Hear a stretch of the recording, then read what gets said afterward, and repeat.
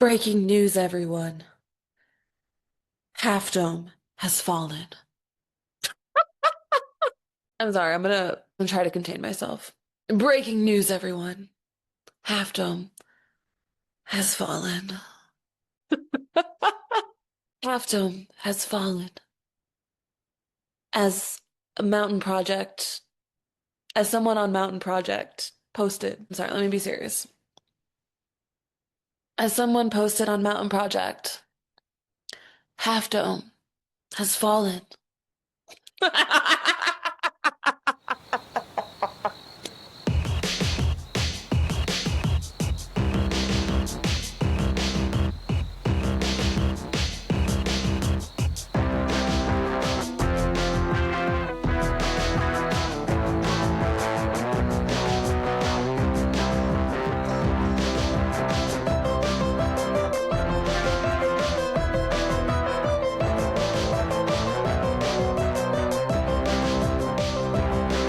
Uncensored, uncensored, unapologetic.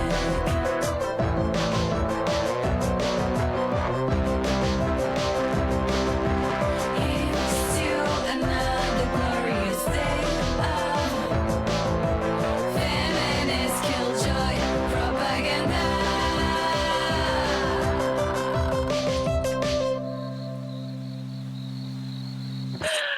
Oh my goodness. We have some breaking news to talk about because the climbing bros are pissed. The climbing bros are hysterical.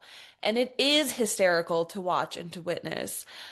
And also infuriating and also mind-numbing. And it just begs the question, why are men? Why are men? You know what I mean? Why are men? Okay, so before we get into this episode, thank you so much for being here. My name is Erin Monahan. I am the founder of Terra Incognita Media, a feminist response to the outdoor industry. This is the Terra podcast, and this is where you get all your juicy feminist critiques about all the goings on, the ongoings, the going-ons of the outdoor industry, climbing world. A lot of it is critique about the climbing world because I'm a climber. And if you're new here, welcome. And if you're hate following, welcome, welcome, welcome. If you want to send me a cease and desist, I would love to read it. I would love to read it, and receive it. And I'm just gonna collect them at this point. So please keep them coming. They keep my skin glowing like the cis white male tears that I drink for breakfast every morning. I really appreciate it. Like any and all ceases and desists, please. I'm open to receive. I'm open. Okay. Um, yeah, so we have to talk about a lot of stuff. Before we get into it, we do have a very active July at the Terra Collective at Terra Incognita Media headquarters, which happens to be here at this house that I am house sitting, which is why I'm in like a couch that is not my own. And I'm also like surrounded by pillows and couch cushions because I've been icing my ankle because I sprained it. I sprain it a lot now because when you sprain it once, you're prone to spraining it a shit ton more. So, um, I'm an expert when it comes to ankle physical therapy and icing and resting and all that stuff. So, when it went a little too hard at the gym, they have like the worst cushiony area where when you want to lift weights, you want a sturdy, flat surface because otherwise like it's bad for your legs, for your knees, for your everything, for your ankles. And I made a really bad mistake and I know better, which is that I was just like whatever. I couldn't like somebody was on like the sturdy surface. Like there's only like two sturdy surfaces in the entire upstairs area where they have the weights and everything else is like cushiony, like the cushiony matte, bouldery, cushiony mat that they have in climbing gyms. And I'm like, but why would you put this here where people need to like lift weights? And it doesn't make any sense. It's an injury waiting to happen. And it exacerbated my ankle shit. So I was not. really thinking too far into the future and decided to push myself. And I thought it was a great session. I was like, fuck yeah, I'm lifting heavier weights, I'm doing these RDLs, I'm feeling good. I felt like a good sore the day after. I felt like, like in my butt, in my glutes, in my legs, I felt like it was a good sore, and I was like so excited because I hadn't felt that in a while. And I was like, yeah, I'm so strong. I'm gonna be so strong. And then my ankle started to feel really weird that night, and then it just got worse. And then, because I am really, really smart, I decided to do a hit workout the next day. Because I was like, yeah, like I won't climb, I won't run, I won't, like go lift weights. I'll just do like a body weight hit style workout where you do like basically a shit ton of squats and do a lot of movements that really use your ankle joints excessively. So I think I have a now. I sprained it in the way of overusing it. So yeah, so that was cool. That was really smart. So for the month of July, we've got some really exciting stuff coming up on Sunday, July 12th, which is this upcoming Sunday. Hopefully I can get this episode out before then. I mean, I'm going to be on the couch, so hopefully I can make that happen. And we are going to be doing in the Terror Collective. So this is an exclusive workshop to the Terror Collective. So if you join the Terror Collective and become a member, you will be able to join us at this workshop. And it is called Your Silence Will Not Protect You. It is inspired and based off of Audre Lorde's quote from her collection of essays, The Cancer Journals. And because it is Disability Pride Month, happy Disability Pride Month, by the way, babies! We are going to be talking about disability and ableism in the outdoor industry and talking about how Audre Lorde wrote these really powerful words that have inspired me and that have fueled my voice and my ability to speak truth to power and stand in my truth and to build this platform. A huge part of that is because of the reading and the studying that I've done of Audre Lorde's work. And so I really want to honor her legacy, and yeah, so we're going to talk about that, talk about her work, her writing. It'll be a workshop that is my take on how you can step into your power and hone your voice. And if you're like, I don't know like what my voice is, then this is a great workshop for you, and you'll be able to take away from the workshop confidence and some strategies as to how to stand in your power, speak truth to power unapologetically. And that's what we're all about here. And then we're also going to do a little bit of discussion in that same workshop about how the typical narratives in the outdoor industry are extremely ableist and that, we need to shift them. So this is going to be a great workshop for getting into all that. And this space, the Terror Collective, there's two different tiers. So this is like the higher tier that the workshop is coming up on Sunday for. And you can go to terrorcollective.podia.com to sign up for the Terror Collective, and then you'll get automatic access and links, and you'll be in the group chat, so you'll be able to see all the updates and get the link to the workshop and everything. You'll also be emailed the link to the workshop before, of course. And then we also have Terra chats. So those are monthly support groups. So we get together once a month and then we process, we vent, we talk about a specific topic of interest that month. We might share feedback or share advice on a specific topic. It's a space where we get to, yeah, just really connect with like-minded people. And I found it to be really, really healing and energizing and motivating for folks who feel a little lonely in the outdoor industry or who feel alone in their ideas and who want to connect with people who have similar politics and who have similar beliefs, because I think it's really important for us to connect in that way.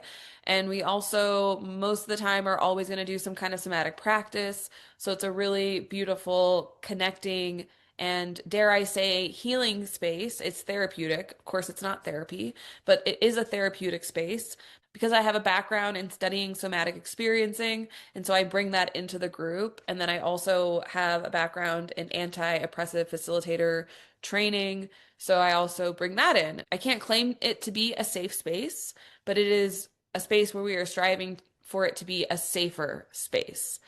Because, of course, there are no safe spaces in this world, and I cannot guarantee it to be a completely safe space, but we strive to make it a safer space.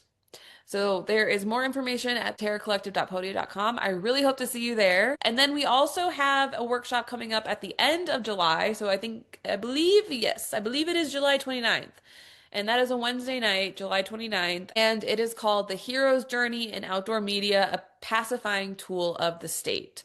We are going to talk about how this is a really common narrative that we see in the outdoor industry and how like oftentimes it's like climber gets the call or like dude gets the call and then he answers the call of like the wild or something and then goes off and has his like journey and trials and tribulations and he goes through a hard time or overcomes something and then he comes out on top at the end and on the other side and everyone cheers. And that's kind of the story and the like that linear nature and that like trajectory, stereotypical trajectory of a lot, if not all of outdoor media and media in general, right? I mean, we see this in Star Wars, we see this in The Lord of the Rings, we see this in Harry Potter, but we see this in the outdoors. We see these elements in Free Solo, in The Devil's Climb, in a lot of like we see it in Girl Climber even. We see this in Meru. We saw it in the Dawn Wall. So Augusto Boal actually criticizes this formula and argues that it is a very pacifying thing. Like it affects us in a way where we are not actually motivated or energized to go out and create change, but that it pacifies audiences and it creates this sort of like malaise or like sort of like sedation in us where we don't actually feel motivated to go out into the world and make change. So this is a workshop where we're going to analyze that. We're going to talk about that and also talk about, again, because it's Disability Pride Month and we should be talking about these things all the time anyways, but also be talking about how the hero's journey is ableist often. I mean, this is something that I definitely want to talk about more, but it promotes this sort of ableism in that formula as well. So I hope to see you there. And the ecosystem is at a price that is a lot less than the so-called quote unquote market value. And that's because I want this work to be accessible. And I really want to see your face there. I really want to see you there. So you can purchase that workshop one off for 20 bucks, or you can join us inside of the ecosystem, which is like the lower tier of the memberships that we have here. And yeah, it's 10 bucks, and I think that you get a lot out of it. You can join our group chat and you can connect with like-minded feminist killjoys, and it's for all genders, all people. So I hope to see you at all the workshops. If not, come to the July 29th workshop. Okay, and really quick, I did want to share that there is something that's been on my heart for a little while, and that is the fact that this platform has been funded out of my own pocket. And it's hard for me to talk about this because even though I've done so much work around money stuff, and I went through this program that was really amazing called the Trauma of Money, and I got certified in the trauma of money to help other people heal from their money trauma, I'm still working on my own stuff. And so this entire platform has always been funded from my own pockets, but of course, I've had help from the community. Had help from all of you supporting this platform, attending the workshops. Some of you are part of the membership already, which I really greatly appreciate. Like when somebody signs up, it is such a joyful boost of heart-filled confidence and warmth and joy that just like blooms inside of me, and I feel so much joy and gratitude when I see somebody sign up, and it is like the biggest compliment in the world that there are people who are investing in this work and who want to join inside these containers that I've created, because I take a lot of care to create them, and it really means so much to me to see people coming in and joining and being there and wanting to be a part of it. And I would love to grow the memberships, because while the workshops that I've hosted over the years, the toxic masculinity, I've been doing the toxic masculinity in the outdoor industry workshops like consistently pretty much like over the last 6 years. And then also we've done like t-shirt sales. Sometimes we've just done like fundraisers. But for the most part, outside of that, it has come out of my own pocket. And so I'm really trying to boost the sustainable income of Tara so that like I can invite other people onto this podcast and interview other people. And I want to pay other writers and other contributors so that it's not just me talking and writing. And it's really hard to justify. In fact, I can't justify bringing people on and having them on the podcast or accepting people's work if I can't pay them, because I do feel very strongly about financial equity and economic justice, and I want to be able to pay people for the work that they're contributing to this platform. And so it really means a lot to me for you to consider contributing to the platform by becoming a member at the ecosystem level for $10 a month or becoming a member to the Terra Collective for $45 a month. I do believe that I offer a lot in the higher tier. You get 2 workshops a month, and then you get the satisfaction of supporting independent feminist killjoy media, but of course you do get to join the workshops and you do get that more one-on-one support when we join together for that monthly gathering. And it really does feel like we are building a community, and we get to know each other, and it's a really special space. And then you can also, if you want to contribute something lower, then I would greatly appreciate you contributing to the Patreon. We do have a $5 tier, or is it $10? I can't remember. But the Patreon is really helpful too. So if you subscribe to that, that would be amazing. If can't subscribe to the Terror Collective and you want to contribute a little bit each month, that would be so meaningful and helpful. Or if you just want to donate like a one-off donation, that would be amazing. Like I would be so honored to receive your support in that way, because I really do want to make this work that I do full time, but I can't do that until it becomes more financially stable for myself. And then I want to be able to pay everybody and pay people to join me. So unfortunately, in capitalism, we do need money to make our dreams happen to an extent. And I've done a lot. I've done so much that, at this point, I always do as much as I can without needing the money aspect of it. I've gone a long time without going hard for fundraising or for promoting the membership, but it is getting to that point where I'm like, okay, I can't sustain this energetically, financially, emotionally, spiritually, physically if I am not if there's no money coming in. So we need the finances to be there. Terra Incognita Media was a nonprofit in 2020, and I did cartwheels in the yard. I was so excited. But then I realized that it's a pretty exploitative setup. Like, I don't think that it's like that for everybody, but for my situation, I was like, I just did not feel right bringing my friends in and bringing on team members, because at the beginning of building a nonprofit, like you're not getting paid. And so I needed board members to join me, but then it's like I didn't want my friends to go without getting paid. So to ask people to invest in something that this is my baby, but it's not really necessarily their baby. And so that felt like a huge ask of them. And it just didn't sit right, didn't feel right with me. And so I've decided to do away with the nonprofit designation. And this is just truly an independent operation. Yeah, I hope you can, in any way support this independent feminist media platform. And even if it's just sharing or commenting or liking, spreading the word, spreading the holy feminist killjoy gospel in your outdoor groups, and texting this to your group chat, like that is so powerful too. And I'm really grateful for that.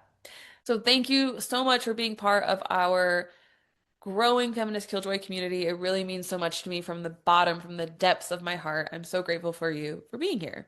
And with all that said, let's get into the episode.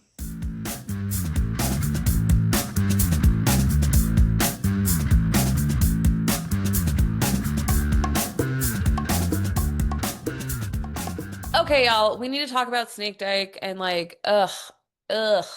So the reason why I learned about this is because my friend Jolie Varela, saw this TikTok that she made, and she was talking about this article that Climbing Magazine published, and it was talking about the Snake Dike Wars.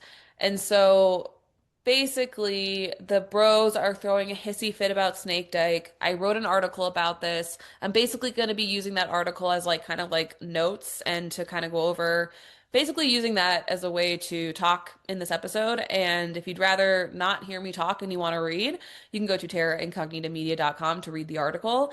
But because I know people don't really like to read anymore, I decided to actually also make a podcast episode about this. But also, I love podcasts. And so, yeah, if you are a podcast lover like me, then you're welcome. Here we are together forever, holding hands, fighting the bros, drinking their tears, laughing at their hysteria around this ridiculous situation. Okay.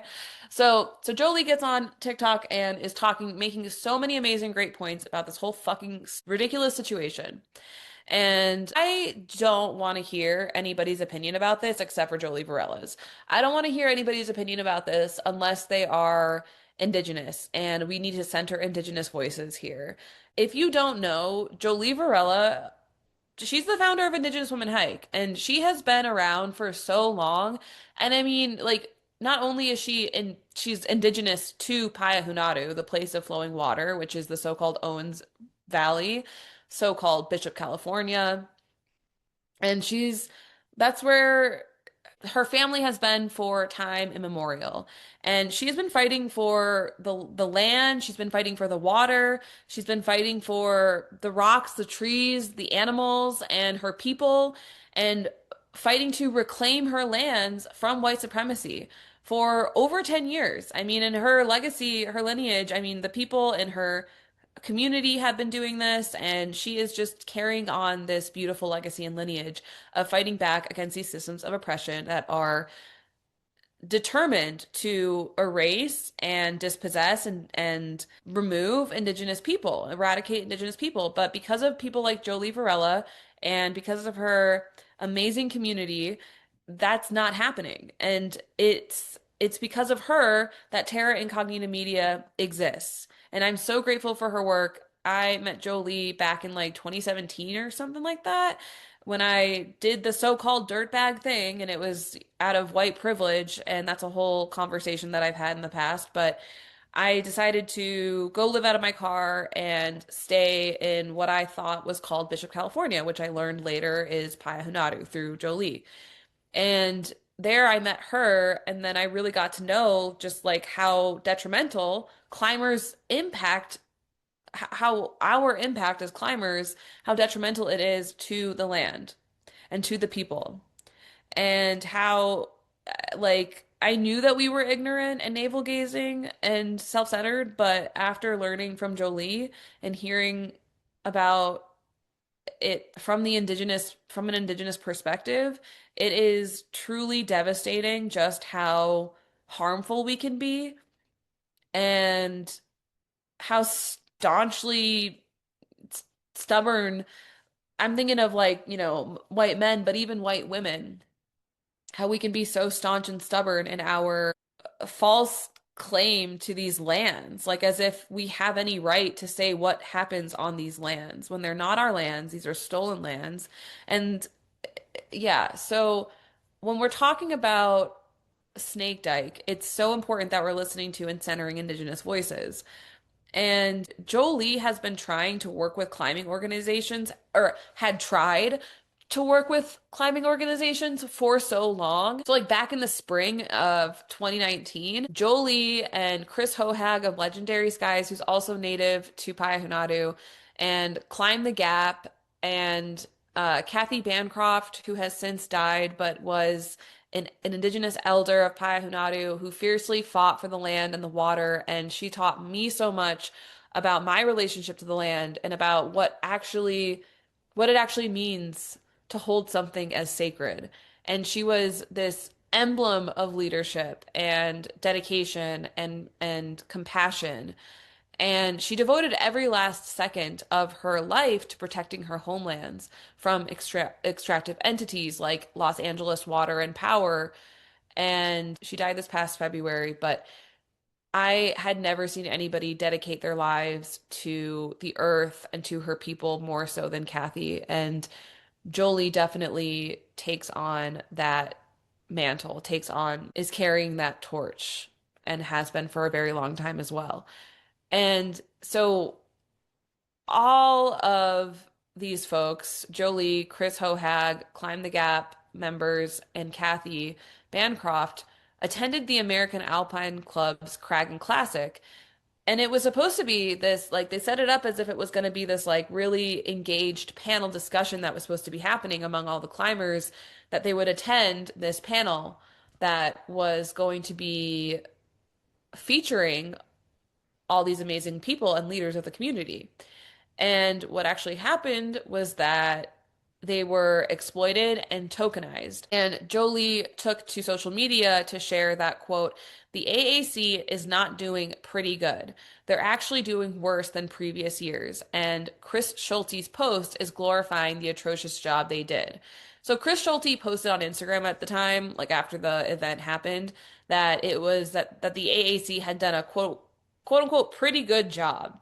And this is coming from a white bald man, okay, who like doesn't fucking understand that like pretty good isn't good enough when you are tokenizing and exploiting the brown and black people that you invited to be featured, and make the people who are indigenous to the area, make them feel like they're out of place. Like it's just layers and layers of fucked upness. And then Jolie goes on to say, quote, our voices were erased and our time was wasted on Friday night, the night that they were supposed to have the panel. I've been asking this org to do better for 3 Craig Classic events now, and they cannot get it together. You cannot use us as props to make it seem like you care about Indigenous presence and community being involved when you don't show up or give us the platform to speak, end quote. So Jolie has been dealing with all of this like for a long time, and she really fought hard to make sure that Indigenous voices were not going ignored or unnoticed or swept under the rug by these climbing organizations that have benefited from her homelands for so long without giving back, without creating mutual reciprocal relationships with Indigenous people. So she started Indigenous Women Hike, and since founding Indigenous Women Hike, she has spent nearly a decade of educating the public about the true Indigenous place names and histories of these beloved trails and outdoor destinations that we all love to go to. And she is particularly known for bringing John Muir's racist, anti-Indigenous legacy into mainstream conversations. And so she created Indigenous Women Hike to help reclaim her people's lands. And while she was starting Indigenous Women Hike, that's when I met her, and that's when I was starting Terra Incognita Media. So it was a really cool kismet kind of moment where we were both starting these platforms, and we got to know each other. And so yeah, like I've been witness to her fighting tooth and nail to have her voice, to have an Indigenous voices and Indigenous leadership be front and center. And these white organizations and white dominated groups, white led organizations like the American Alpine Club and the Access Fund and other local environmental groups to Paehonadu be completely disrespectful and tokenize her and exploit her and extract from her labor and her emotional and intellectual labor. And so it is awful, it's devastating, and she deserves so much more respect and support. And so if you haven't already, I encourage you to follow Indigenous Women Hike, follow Jolie, and support her work because it is really truly on the ground mutual aid work that she's doing. She set up like countless food pantries for the communities that are in her area and is always giving to families in need and always redistributing money, and is also always planning outdoor workshops and like educational workshops and the yearly hike. on the Numu Poyo, which is the People's Trail, which people know as the so-called John Muir Trail, which started the whole thing. The goal in the beginning for Indigenous Women Hike was to reclaim the John Muir Trail and to educate about the fact that its real name is the Numu Poyo, which is the Paiute name for it. And of course, other indigenous communities and tribes have their names for it. So it's not the John Muir Trail, but in Paiute, it's the Numupoyo, which means the People's Trail. So I just really think that we need to give Jolie Varela her flowers because time and time again, she has been met with vitriol to this day. People will direct vitriol at her. She will be gaslit. She's experienced harassment and aggression from prominent climbers for speaking out about the entitlement and the white supremacy that is embedded in climbing. And still, she is unapologetic and strong in her convictions. And so she took to TikTok to talk about this article that was written in climbing. And she talks about the article that is titled Snake Dike Chopper Explains Why He Removed the Route's New Bolts. And Jolie talks about in the video how she was hopeful. She was like hopeful that like, oh, cool. Like maybe like she said, quote, my first thought was, how cool. Somebody removed some bolts from sacred land, from native land, end quote. But then she was disappointed. She was sorely disappointed because she realized that the bolts had been removed for reasons that were completely unrelated to protecting sacred indigenous land. So, for those of you who don't know, Snake Dike is what is considered a Yosemite classic in the rock climbing world. So it's graded 5.7R, and these in climbing there are grades, a grading system that helps you to determine like whether or not a climb is in your wheelhouse, like in your ability. So it is a really great thing because then it can help people to assess like, okay, is this a climb that I can do? Like how far outside of my like ability will it be? Like how much will it challenge me? Or how easy will it be? Like because sometimes you want to warm up, so you want to get on something a little bit easier. Sometimes you want to like just have a fun, chill day and you want to climb something easy going. And then sometimes you want to challenge yourself, but you don't want to challenge yourself too much where you get hurt, right? So it is really nice and it's really important to have this grading system. However, the grading system is incredibly subjective. And so sometimes you get on something and you're like, wait, I thought that was going to be a warm up because it's this grade, but it actually climbs like 2 grades higher. And so this particular climb was quote unquote established, okay? Like, which is a problematic term, and we're going to get into it. And the first ascent, the quote unquote first ascent happened in 1965. And we're going to get into the problematic nature of that as well, the first ascent thing. But so to explain, there's some backstory that you might need to understand about all this if you don't know about the climbing world. So back in when people were putting up climbs in the 60s, things were graded on a scale that like, there's only so much of a grades only went so high. I guess is I don't know how to the best to explain this, but yeah, grades only went so high. And so now as like people have gotten stronger and with the proliferation of climbing gyms, people have been able to train for climbing in ways that they weren't able to before. So now people are climbing like ridiculously hard climbs. Like and it goes all the way up to like 515 or 16 now. And um yeah, I don't know. Don't quote me on that. I don't know. Is it 516 now? I don't know. But I know there's at least 515. And 5.7 at the time, relatively speaking, like what I'm trying to say is that there's climbing inflation. Okay. So like 5.7 today is like on the easier lower end of climbing where it's like a good beginner climb. Like if I had a friend who was just starting to climb, I would be like, yeah, like find the 5.7s in the climbing gym. But when you go outside, it's a little bit of a different story and you got to be a little more careful because it could be a 5.7 that was put up yesterday, which means that, okay, it might actually feel like a 5.7, but if it was a 5.7 that was put up in the 60s, it might actually feel a lot harder. I hope that makes sense. But and there's a reason for me going into this. And so this grade, it's a 5.7. It's supposed to be when people go to this climb who are maybe not as familiar with outdoor climbing, they're thinking to themselves, oh, 5'7". Like I can do that. It's a beginner climb. Great. Like I'll be able to get on that. Um, and so you can see how that might be dangerous because if somebody doesn't understand that outdoor climbing is a lot different than indoor climbing and they haven't gotten that orientation from people who have climbed outside a lot, and they just came from, climbing in the gym to going outside and they're like, cool, I'm in Yosemite for the first time. Here's a nice easy going 5'7". I'm gonna jump on it. But this particular route, and there are many so-called easier climbs that are like this, where it might actually challenge someone who is used to climbing a 5'7" inside the climbing gym. So all that to say that, yes, grades can help someone assess a route's difficulty and the risk of that route, like the risk levels, because climbing is inherently risky. And they can decide like whether or not they want to attempt that route.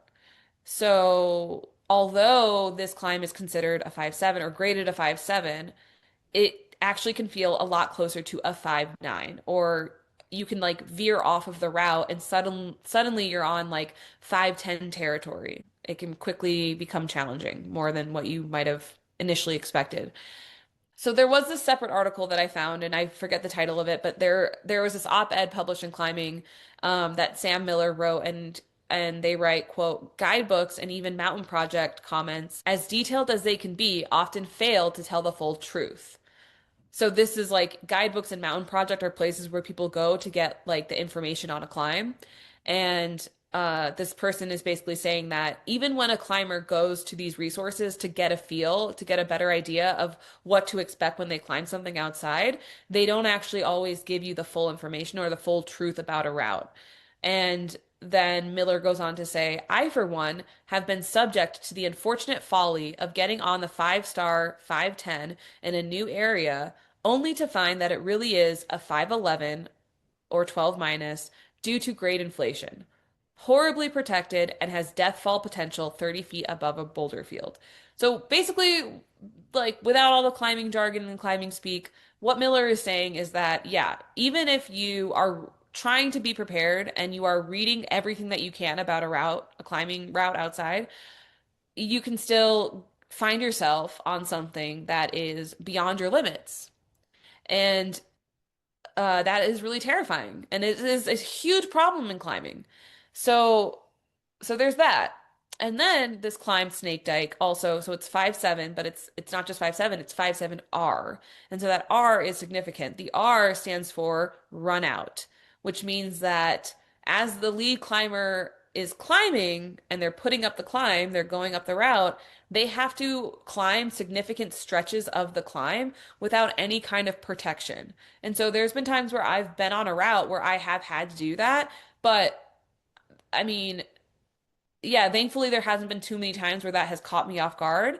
And that is a choice that you make as a climber and within you assess your abilities and you're like, okay, cool. Like I feel confident like running that section out. I will be okay.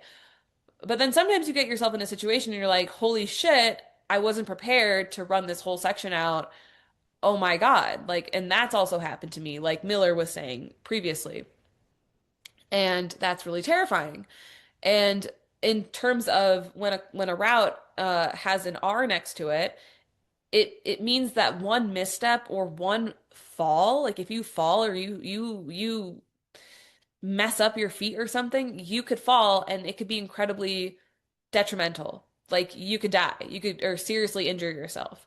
And so experienced climbers know that when you see an R rating, that you should avoid falling at all costs. That like falling is basically not an option on an R rated climb because it could really mean serious injury or worse. And then because Snake Dike, in my opinion, because Snake Dike has it might have some protection. That's why it gets the R rating because it does have like protection as in like bolts.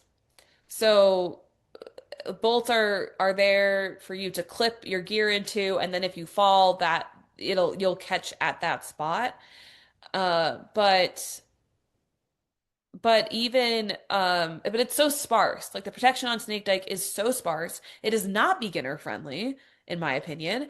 And I think it should be given an X rating. So there's also this rating that you can give a climb where you can label it as an X rating. And X rated climbs are the most dangerous. and it's where the protection is pretty much non-existent or completely unreliable. And so while Snake Dike technically has a few points of protection, it seems really irresponsible from my perspective. It seems incredibly irresponsible for people to not label this as an X-rated climb. There are sections of up to 100 feet where placing gear or clipping a bolt is not an option, and that dramatically increases the risk of serious injury or death. And a tragic accident occurred in 2021, which underscores this, which is when Anna Parsons fell 80 feet while leading this climb. And doctors were forced to amputate her foot, which resulted in over $1 million in hospital bills. And there have been other accidents on this route. And so this has been sparking there's been a there's been years long debate about this climb and like whether or not people should put more bolts up for protection. It's just, I haven't been following it that closely, but like I remember when I climbed in Yosemite, like hearing about this route, and I think someone warned me to not climb it. So yeah, the route was first climbed in July 1965 by Eric Beck, Jim Bridwell, and Chris Fredericks. And Eric Beck has long been advocating for adding more bolts to the route's run out sections to make it safer. And then, uh, yeah, after Anna Parsons had this big accident, Eric Beck posted on Facebook, quote, "There was a recent and very sad accident on the Snake Dike of Half Dome. We left the route with single belay bolts and two protection bolts. We realized this was totally inappropriate for a moderate route. I am once again asking, add some more bolts to the Snake Dike." End quote. So he's been begging people to add bolts to this thing for a really long time. And he's admitting that when they climbed, and I did a bunch of reading on this, and so I read about how when the first, the, when those three people, when that group went up to put this route up and to quote unquote establish this route, when people are so-called establishing routes, like at least way back in the day, like they were running shit out. They were just trying to get to the top of something as fast as they could sometimes. And sometimes they would run out of bolts, or they would not bring enough, or they didn't have enough energy, or they were running out of daylight to put bolts in. And so that's pretty much what it sounds like happened here, is that they just didn't have the time to add the bolts. It took them longer or something like that. But the whole idea was that they always wanted bolts to be there. They wanted more bolts on the route. Like they left that route thinking, yeah, there's no, like that's not a complete thing. Like that shouldn't be the end of that. Like if people are going to climb that, there needs to be more points of protection for them.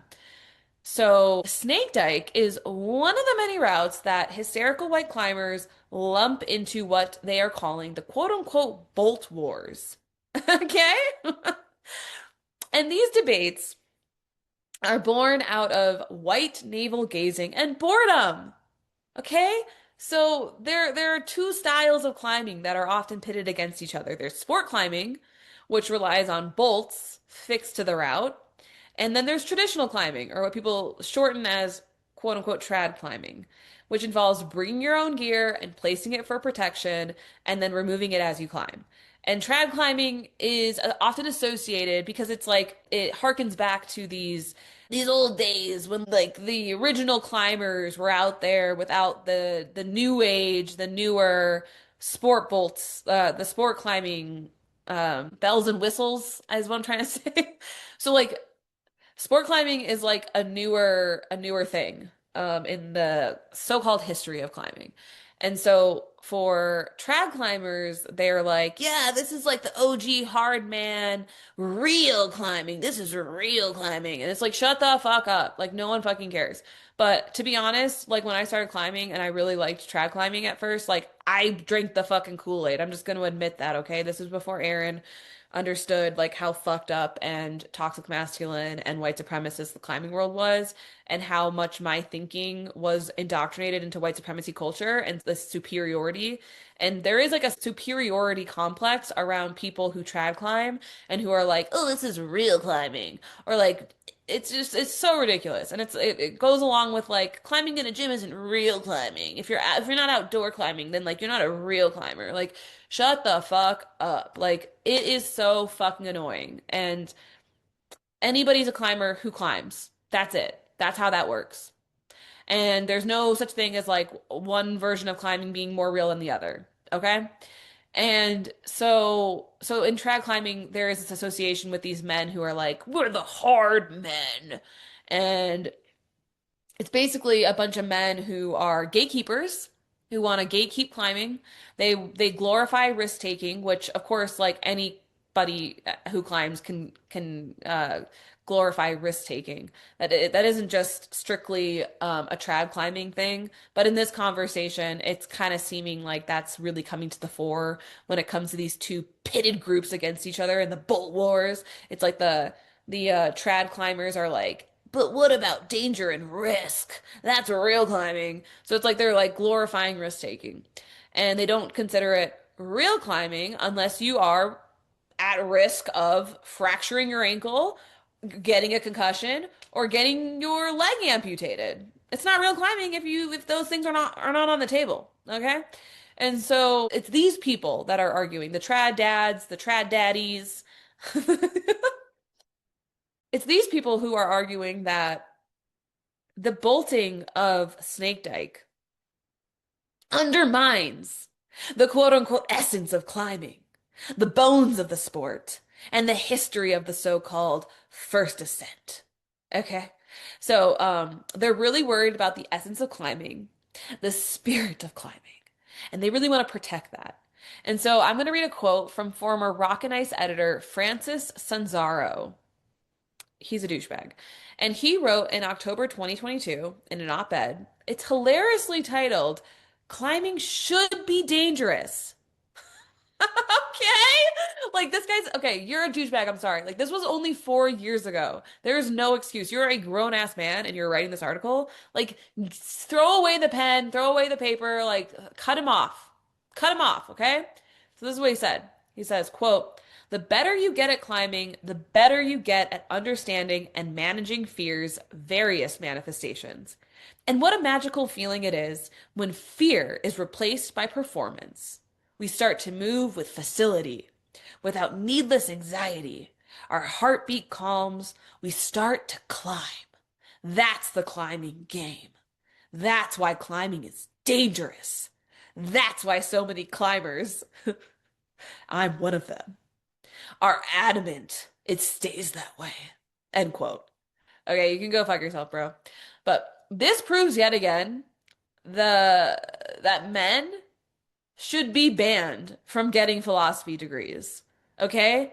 Because the philosophy degree is only amplifying their hubris. Like, this is ridiculous. Like, that's supposed to be good writing. Like, this guy was the editor of a fucking whole ass magazine.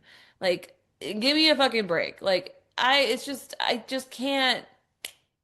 The lies we were told growing up about what is good writing, about who's a leader, about who's smart and who is a coherent, critical thinking person, you know? Like, we were made to believe that men like this guy are like the pinnacle of intellect, okay? And like, yeah, no, okay? Like it's just hilarious. But so yeah, so climbing bros never cease to amaze me.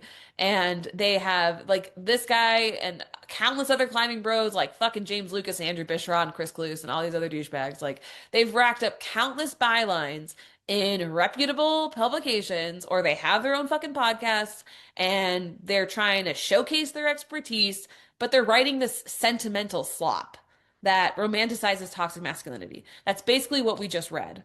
And so both camps, the climbers who advocate for increased protection on popular routes and those who staunchly defend leaving routes in their original condition, speak as if they're operating in a vacuum. But climbing does not exist in a vacuum. It exists in the context of ongoing colonization. To the aghastness and the hysteria of these men, I'm sorry to report that climbing does not exist in a vacuum. And you are in the context of ongoing colonization. And you, my friends, are perpetuating ongoing colonization. You are a modern day manifestation of John Muir, which is derogatory. You are a modern day manifestation of Christopher Columbus, disrespectfully. So it's really disgusting. And this is like a make-believe fucking war. This make-believe bolt war is meaningless because no one has considered the original stewards and how the original stewards feel about climbing on these stolen lands. So then Varela in her video on TikTok explains that she learned about the 16 bolts that were added to Snake Dike by the climber and the guidebook author Eric Sloan. Eric Sloan went up and took it upon himself to put up 16 bolts. And in the climbing world, that is a big no-no. Like you're not supposed to do anything like that without like I don't know, like talking to people or like what the fuck, like the climbing gods. Like you need to consult people, okay? But like it's just a fucking bullshit hierarchy. But I mean, like of course there needs to be like internal checks and balances or whatever. But basically Eric Sloan with all of his white male privilege was like, I'm gonna go up there and I'm gonna bolt this route. But then there were two guys, and I forget their names because they're fucking irrelevant, but there are these two guys who were like, fuck that. We're not going to let that happen. It was like shortly after this all happened in June, I think, in the last month. And they went up and they chopped all the bolts that Eric Sloan had put up. And so you would think, one would think, and the comments that I'm getting in my Instagram about all this bullshit is like, well, what the fuck? Like, it's leave no trace. Like, it's better that way. Like, trad climbing's better and it's less leave no trace, or it's more leave no trace. And, chopping the bolts is like better for the environment. And it's like, shut the fuck up. Like, climbing in any form is leaving a fucking trace. Being a white person on stolen land and not giving back to the original stewards and not thinking about the original stewards, not centering the original stewards, and just like leaving your house like or going on vacation to Awani, so-called Yosemite for a week or however long, or even if you're a so-called dirtbag living in Awani, you are reaping the benefits of a land that's not yours and you're doing jack shit to stop ongoing colonization. You're just reaping the benefits of ongoing colonization. None of that is leave no trace. None of that is leave no trace. Okay? So then Varela says in the video, she says, she's talking about the ego of the bolt cutters. And she said that, quote, that accessibility issue is like a whole other thing. So you, a climber, didn't want more climbers to come and climb the place where you climb at. And so you remove the bolts. Okay, interesting. End quote. Right? Like it is interesting, right? Like it's fucking ridiculous. It's like so you don't want the climb to be safer because yeah, of course there's like a whole conversation about it being on stolen land and whether or not we should like the whole conversation about first ascents and how problematic that is and developing a route and all the Christopher Columbusing that goes on with that. But then if we're even just talking about the conversation within the climbing world and let's pretend it's that fucking bubble. Okay, but if you are in this bubble, you're a fucking egomaniac loser douchebag who's like, no, I'm not gonna make this climb safer. It needs to stay the way it was, which is extremely dangerous so that more people can potentially get hurt. Go fuck yourself. Even in like climbing world rules, supposedly, I mean, so in climbing world rules, the people that put up the so-called first ascent are the ones that get to determine what happens to the route going forward or something like that, or like get like the first say or something. And like in climbing world rules, the guy who is supposed to be the one that we look to for the guidance on what to do with this route is saying to people, please, for the love of God, put more bolts on this route. Someone just fucking had their ankle amputated. Please put more fucking bolts on this route. And then you have these douchebags who are like, no, it's not true to the first ascent. And he's like, I put up the fucking first ascent and I was supposed to put more bolts on, but we ran out of daylight. Like, fuck you, okay? Like, fuck, you're such a hard man. You're such a hard man. Ooh, like, fuck you. Fuck all the way off. I just can't say that enough. I really just can't stress to fuck all the way off, you know? Um, God, just want to like like in track and field, like you got that shot put. Like I just want to like bunch these men into like a ball, like a big old ball, and just like shot put them into the fucking universe, you know? That would be really satisfying. Anyways, but so yeah, so then Jolie goes on to say, quote, "The culture of climbing is colonization. You guys are settlers. When you bolt those rocks, it's like you're staking a flag in that space, and that is native land. We have ancestral claims to that land, along with many other tribes." End quote. It has been 250 years of white entitlement, possession, violence, stealing, claiming claiming land that's not ours, claiming everything that's not ours, claiming culture that's not ours. Hubris. 250 years of rape of the land and of indigenous peoples. White men are still inventing their own wars out of boredom. Climbers talk about so-called ethics as if we're in a vacuum, as if we aren't uninvited settlers, colonizers on stolen land. And as Jolie points out, quote unquote, establishing a route or nabbing a so-called first ascent and so-called developing a climbing area are all rooted in a colonizing mentality. So she says, quote, "All national parks, all public lands hold the creation stories, burial grounds, ceremonies, traditional foods of native people who were removed violently to designate those lands as public." So you're climbing, you're hiking, you're recreating on native land that native people were forcibly removed from. End quote. So this hysteria around bolting or chopping bolts becomes so fucking trivial when you weigh it against Jolie Varela's perspective. And we should. And she's arguing that the debates over so-called ownership of a route or a space and over whether to add the bolts or remove the bolts, it ultimately centers whiteness. These so-called bolt wars completely erase Indigenous voices and Indigenous history and Indigenous presence because Indigenous people are still here. And we're all acting like they're not.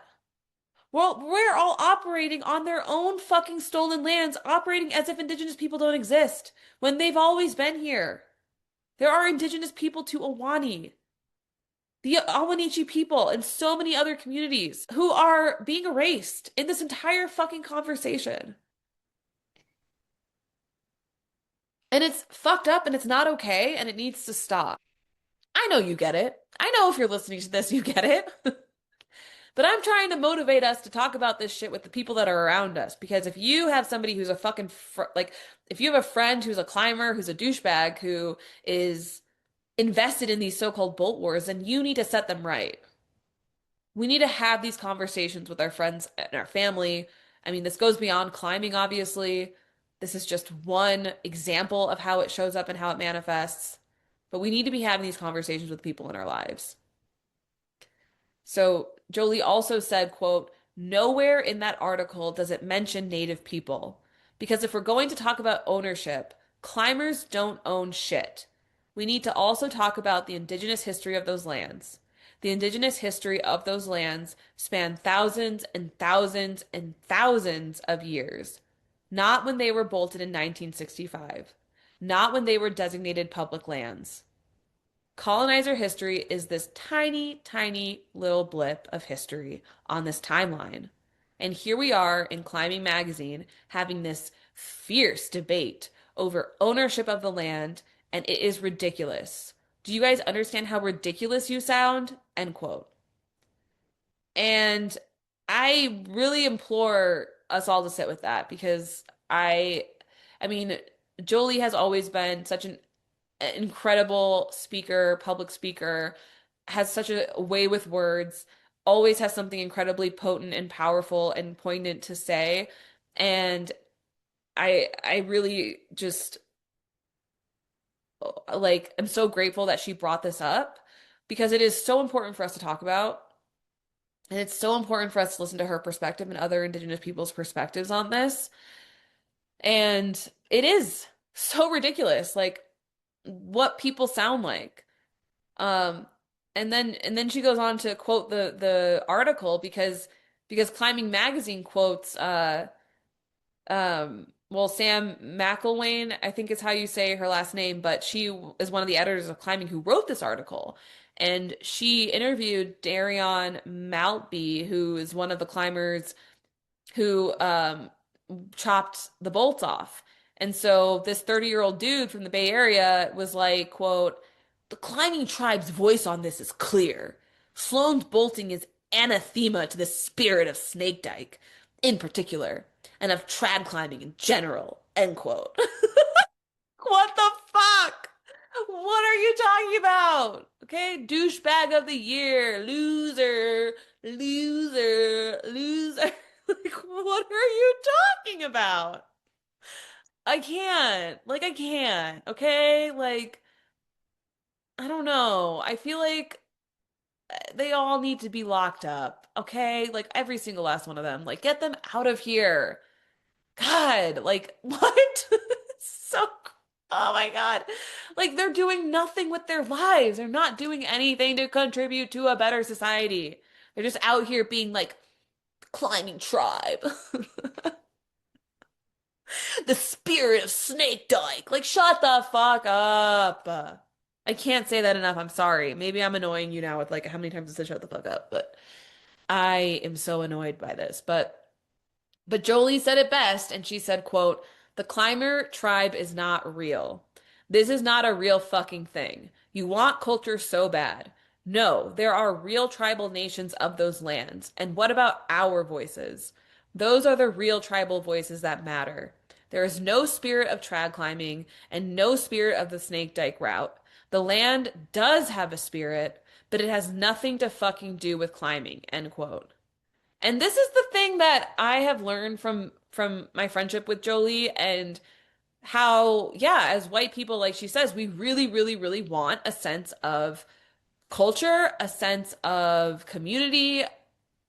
It's a human need, so totally understandable, but we go about it in all the wrong ways, of course. But we want culture, which we'll never have because white people don't have culture. And unfortunately, that's just something that we have to grieve. We exchanged our culture the minute that we came over to Turtle Island, to the so-called and established the so-called United States. Like I have German and Irish ancestry, and my ancestors traded out our German and Irish ancestry. They were like, "Yep, see you later, bye," in order to assimilate to whiteness. So we adopted our whiteness. We became white. We were like, "Hell yeah, I want to be white. Fuck no, I don't want to have anything to do with that culture." Like, and that's what happened. Like, so we don't get to have a culture. We get to grieve.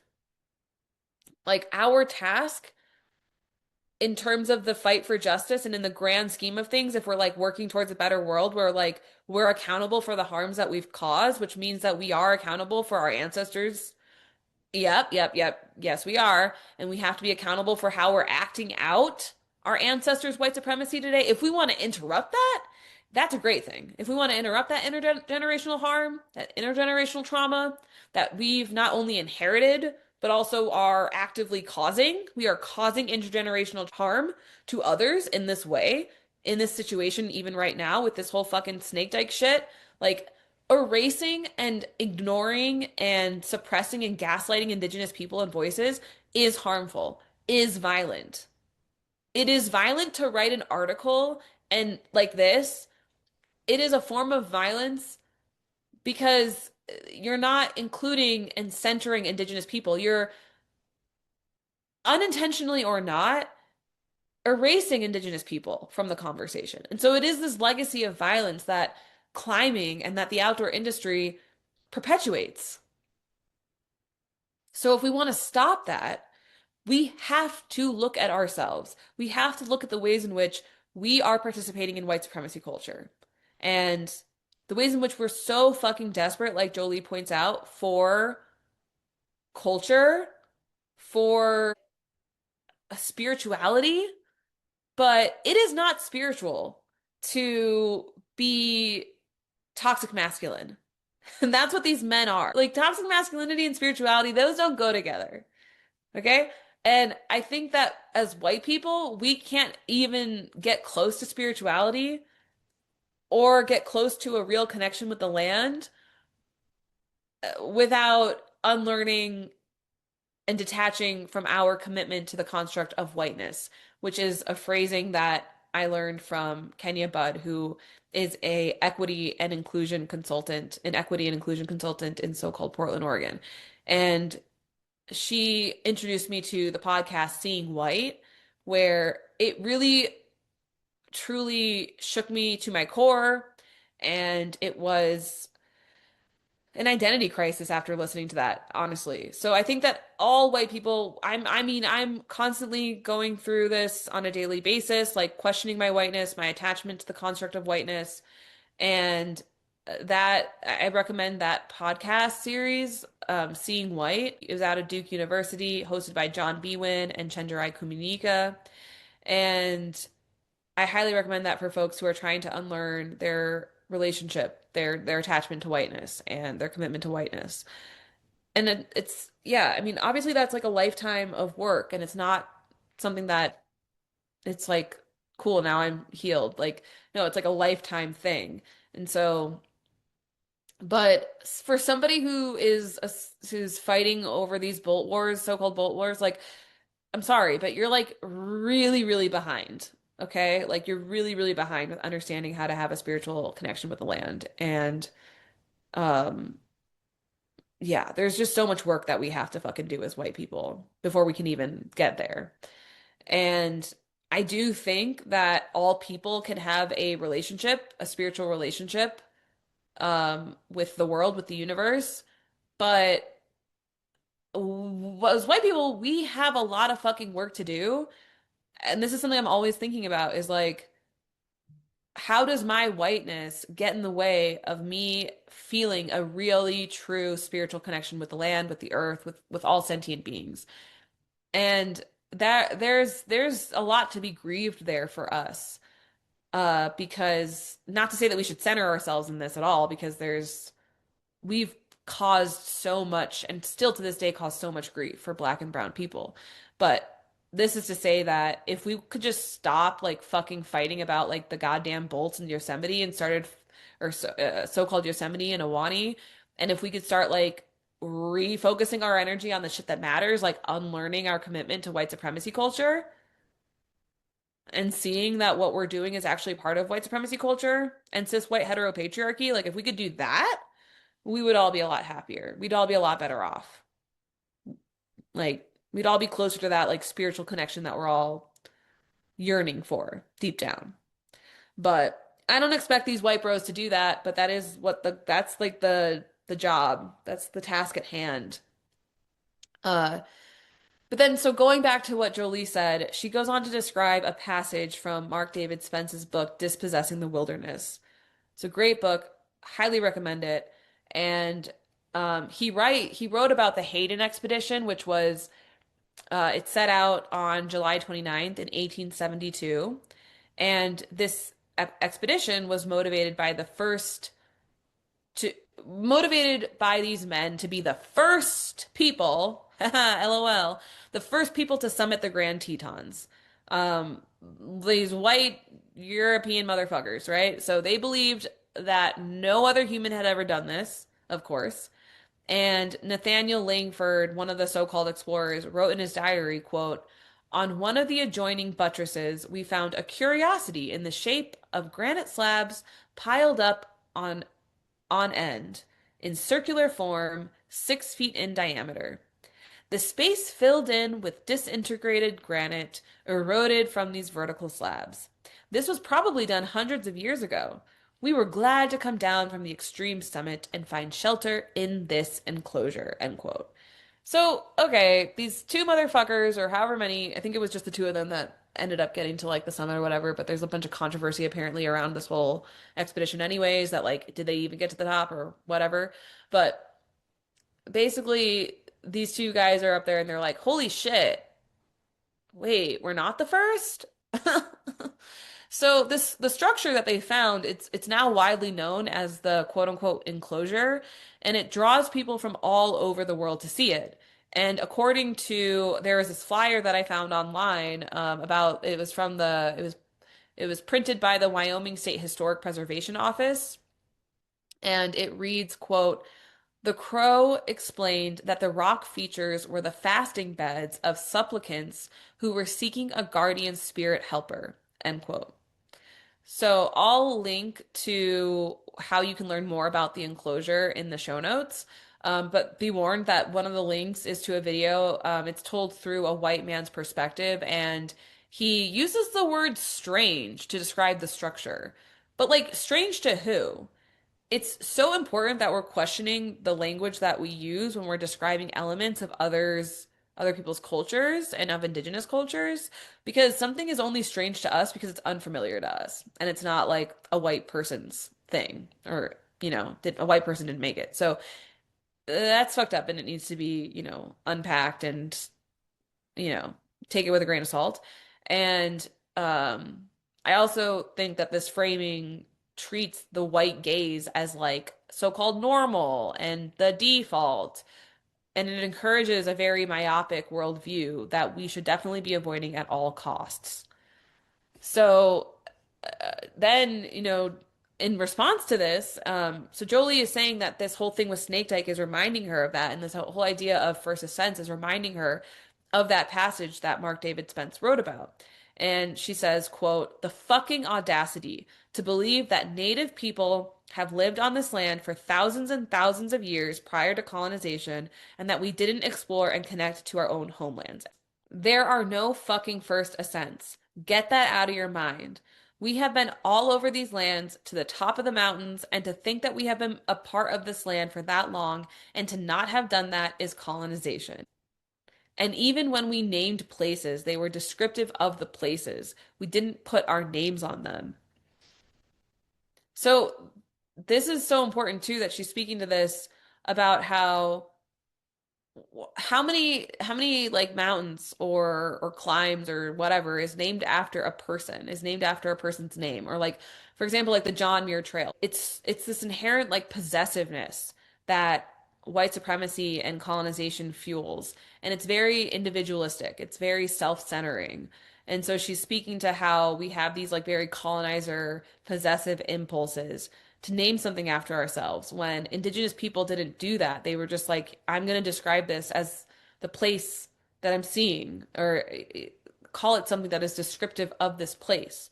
I'm not going to name it after myself or name it after somebody because it's like I don't own this thing. I'm not going to claim it as mine just because I've been here, just because I visit this place.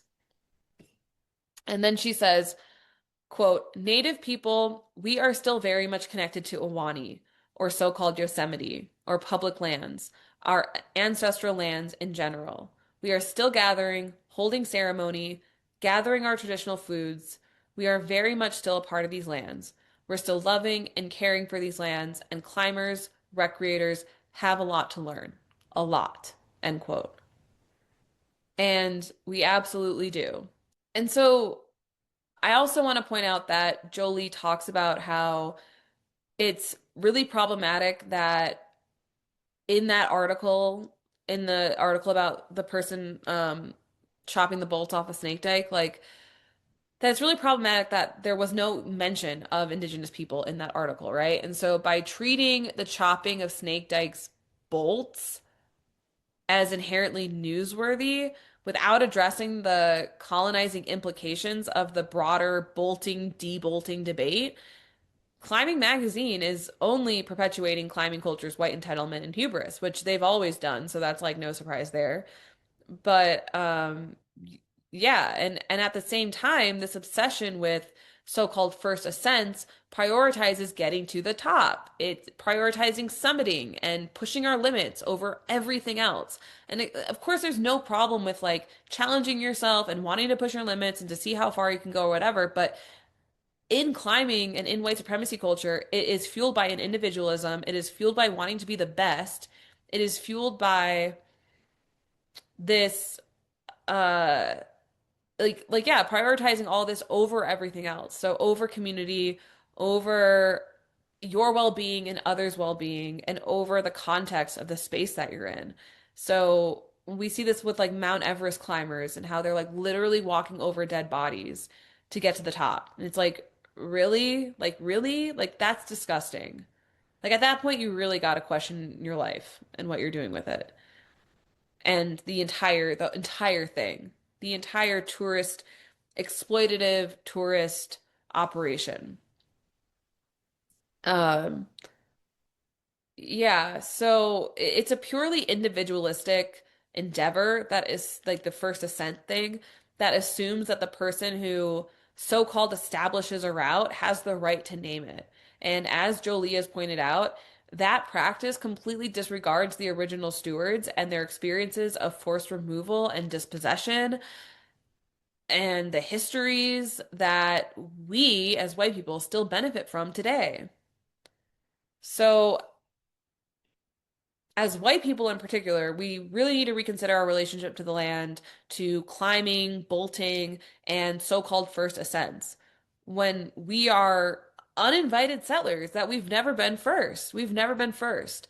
And we should ask ourselves whether bolting is ethical in the first place. And I'll tell you the answer. It's no. No, we should not be bolting. And we really do need to have a reckoning in the climbing world about this. And I mean, in the outdoor recreation industry at large, because the outdoor industry is fueled by ongoing colonization. And it is this entitlement that we have as white people. Because as Jolie has said, even public lands are stolen lands. And so we need to be having these kinds of conversations. Like, how are we actually ethically engaging in the outdoors if we're on stolen land? Like, how do we actually do that ethically? We have to center Indigenous people. We have to center Indigenous voices and history. And it can't just come with a one-off land acknowledgement on the Instagram post. So climbers, sport climbers and trad climbers alike, can be remarkably entitled to assume that we get to decide what's ethical or what's not, if bolts should be placed or removed, and if so, where and how they're placed. Like that is so incredibly entitled to think that we get to to decide those things. Indigenous wisdom sees the land as a living, breathing, sentient being. And too often, we as white people treat it as something from which to extract pride and glory and reputation and status and ego. And our relationship to the land too often begins with entitlement and control and debates about so-called ethics and climbing. Like those things completely fall flat. The debates about ethics and climbing completely fall flat when we ignore the original stewards and what they think about our actions on the land. Because we should be asking ourselves, do we even have permission to be there? What impact do we have as white people taking up space on sacred lands? Places where indigenous peoples have been restricted from, have restricted access because of the systems of oppression that we live in. We are not leave no trace. We actually, as white people, are leaving the biggest trace, the biggest harmful, most violent traces. That's something that we need to grapple with and be accountable for and figure out how we can move forward without causing harm. And as white people, we dominate these landscapes. We dominate the sport of climbing, not because we're more spiritually connected, not because we're like more out, we like the outdoors and nature more, but because in a white supremacist society, we have the privilege, the power, the money, the access, the resources, the time to participate. The way that climbers act as if like we are the most spiritually outdoorsy people just because like we're out there the most, like no, it's because we're a bunch of white people who have access to these spaces that we've like over hundreds of years have pushed and forced marginalized people out of these spaces, indigenous people. And we make these spaces incredibly difficult and downright dangerous for black and brown people to access.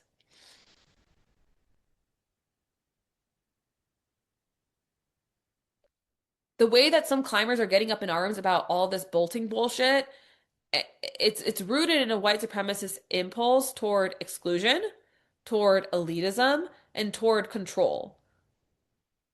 So, yeah, many are arguing that trad climbing is less damaging, more environmentally friendly, more aligned with leave no trace. But while bolting, yes, it is an assault on not only the rock, but on Indigenous sovereignty, trad climbing is no better. Like I said, all climbing leaves a trace. So, if we were living in a bubble, the trad climbers would be right. The sport climbing is in many ways like more leaving a trace. But we don't live in a fucking bubble. And so both sport climbers and trad climbers and basically all white people, because that's what we're really talking about here. We're not talking about the so-called culture of sport climbing and the so-called culture of trad climbing. There's not a culture. There's not a cultural difference here. It's just white people, and particularly white men. White men who want so badly to have their own identity that they're like, I'm a sport climber. I'm a trad climber. Ugh, fuck you. Like, okay, like literally go do something better with your time. Like, please. Like, oh my God, go heal, go to therapy. Why are men? Am I right? This is just white men culture. This is white supremacy culture. This is white people culture, is creating our own wars because we have literally nothing better to do. But there are so many better things that we could be doing with our time. So many, so many, so many better things that would actually be beneficial to all of us. Like learning the real history of the spaces that we climb, like questioning our presence in that space, rethinking what it means to actually be ethical, centering Indigenous voices. We should be focusing instead on how we can disrupt this intergenerational cycle of Indigenous erasure and violence. And instead, we need to focus on how we can leave a trace of mutuality, of reciprocity, of care, and solidarity with Indigenous peoples. We need to be fighting alongside them for Indigenous sovereignty and for land back. So I'll just end with a couple of action items. Like if you want to actually do something with this, a couple of action items that I suggest are follow and support Indigenous Women Hike and Jolie Varela. Go and follow them on Instagram. Please donate to Indigenous Women Hike. Please donate to Jolie Varela's work. It's so important. It's so crucial and it's so powerful and is actually doing so and she's doing so much real on the ground mutual aid work for her communities and for Indigenous people. And it's just really beautiful. So please go support. And we need to stop bolting new routes. We need to stop establishing new climbs and stop quote unquote developing new climbing areas. Like it really is like Ivanka Trump. I recently saw that she was like talking about wanting to develop a beach that she saw when she was like traveling in the Mediterranean, I believe it is, maybe off the coast of Greece or something. But she's like, yeah, this beach is just so beautiful and the untapped potential and it's just got so much potential to like develop and I just really want to like build it up and just express its true potential. It's like she wants to build a fucking resort on a beautiful beach on an undisturbed from white supremacy beach. And yeah, so like that's exactly what we sound like as climbers when we're like, let's go and develop this climbing area. Let's go develop this rock and like really, really make its potential shine. And it's like, no, we actually probably should just leave it alone and fight for land back. Because all of us like being distracted by these fucking bolt wars, all of us spending all of our time being in this very myopic climbing so-called culture is distracting us from fighting for liberation from these oppressive systems, fighting back against systems of oppression. Like, if all the fucking white men and people and white women, because we're just as bad often, if we just like got our head out of our asses and like stopped focusing on ourselves, like, I don't know, maybe like 3 times a year, like we'd probably all be better off. If we joined a protest, if we fought against data centers, if we joined local activist groups. I don't know, just some thoughts. So please start these conversations. Please start talking about the real ethics of climbing. If you're here and you've been in the terror community, I know you're already talking about this, but this is mostly a message for the people who are hate listening. Or if you're new to tarot, like please just start, or you're new to this kind of work or new to this kind of thinking, like please start these conversations with people, challenge the people in your friend group, challenge the climbers that you climb with. Don't be afraid to be the fucking squeaky wheel, okay? These douchebags need to hear it. And if they're pissed at you for bringing it up, they're not your real friends. And we don't like fake friends around here. I was talking to Jolie recently and I was like, oh my God, I only have a handful of friends. And it's,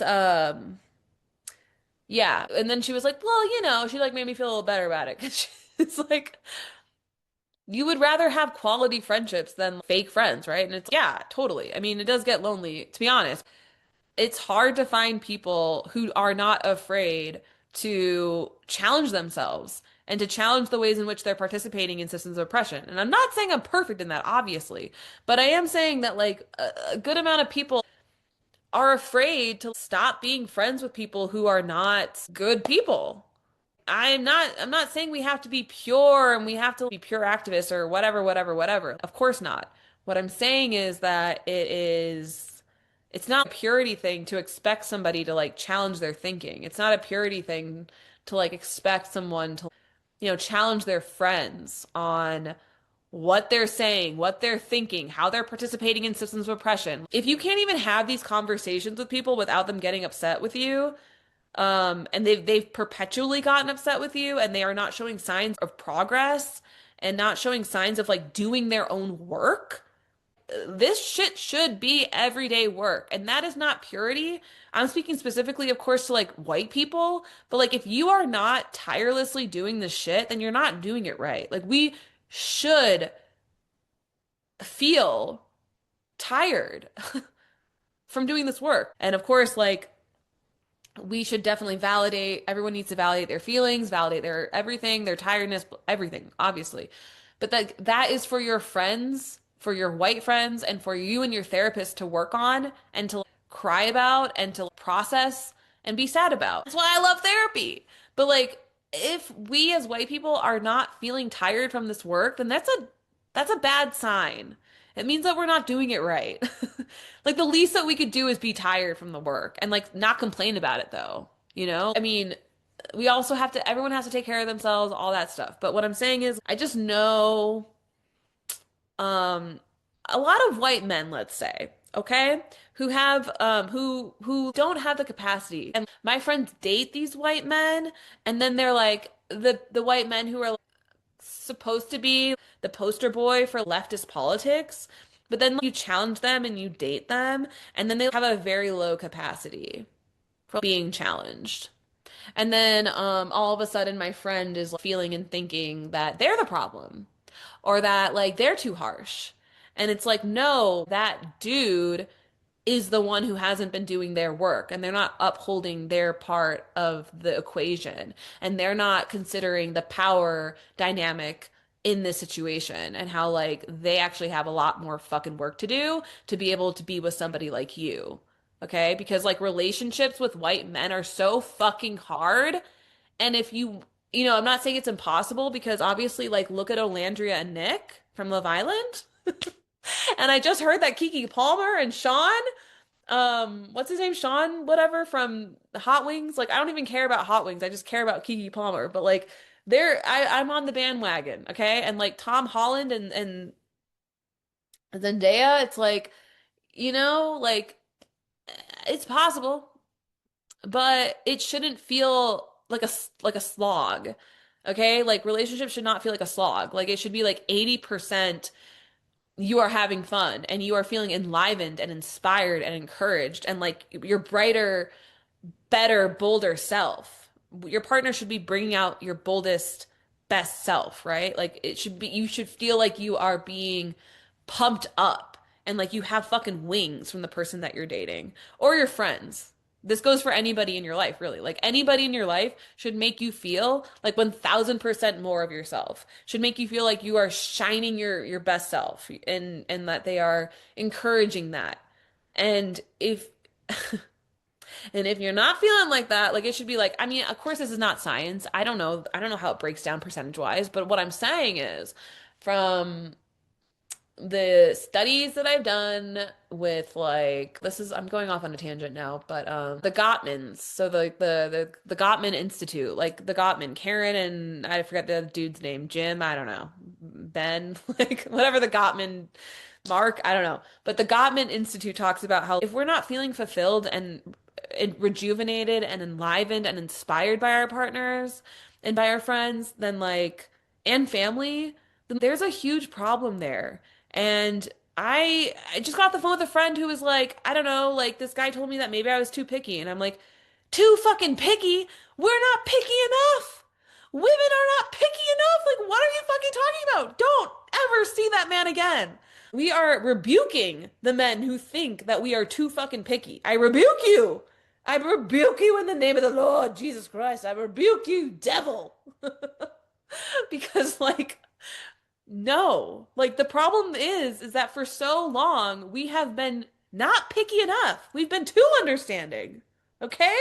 And like, of course, I have found that I have had to do my own work and my own healing to understand where is the line between when I have dated men, like where is the line between like being understanding and not being too harsh and like working on my own unhealed trauma. And at this point, I have a pretty good discerning like lens as to like when what I'm saying and expecting is an unreasonable thing, and what I'm saying and expecting is completely fucking reasonable, and that this white man has like is just so fucking lazy and is actually not a good match. So I think that we should just be, yeah, very discerning. We should be more picky and remember that like it's hard to find compatibility with white men. I'm speaking on white men specifically because, you know, that's like what a lot of my conversations with my friends that have been about lately. A lot of brilliant, amazing women are dating men who are exhausting. So, and I don't want them to be exhausted because that's a huge distraction from the brilliant work that we're doing in the world. And we all should feel like our shining brightest selves because we are. Any feminist killjoy who aligns with what I've just been talking about is a shining bright star. And I want you to feel like a bright, shining, pink, bubbly, sparkly ball of stardust. Okay? And like don't let a white man get in the way of you feeling like that. Okay? Or any man, but like, you know, we're talking about we're shitting on white men here. Um, you know, especially in the climbing world. But okay. Yeah, I think that's it. But if you want to join the Terror Collective, please do. I really would appreciate any and all people to support this platform. And the links will be in the show notes to join the Terror Collective at either tier, the Terror Collective tier, which is the most in-depth support, and then also the ecosystem tier, which you can also equally get support. And it will be a really awesome workshop that we're doing at the end of the month. And the Terror Collective workshop is happening this upcoming Sunday, so I hope to see you there. And yeah, I don't know, like follow us if you're not, obviously on Instagram at Terra Incognita Media and then on YouTube at Terra Incognita Media. And then, yeah, if you're listening on Patreon, hello, thank you, welcome, appreciate you, subscribe. I will see you next time. I'm sending you all of my feminist killjoy, cockroach of the outdoor industry love, and keep being you unapologetically, fiercely. And I will see you next time. Bye.